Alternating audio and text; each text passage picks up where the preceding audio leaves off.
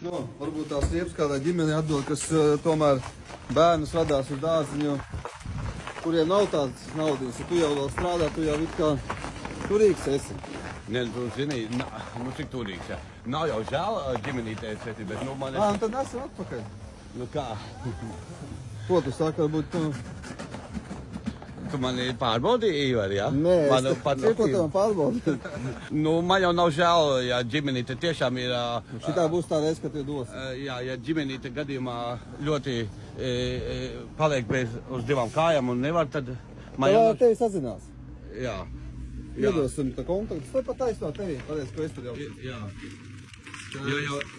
Jā, nav jau žēl. Varbūt neliekam virsū, lai uzreiz bagāžnieku vēl liek. Varbūt neliek virsū.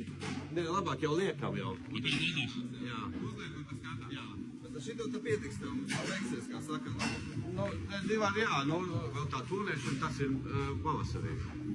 Ko tu saki? Pavasarī? Nē, drīzākā laika, kad būs iespējams.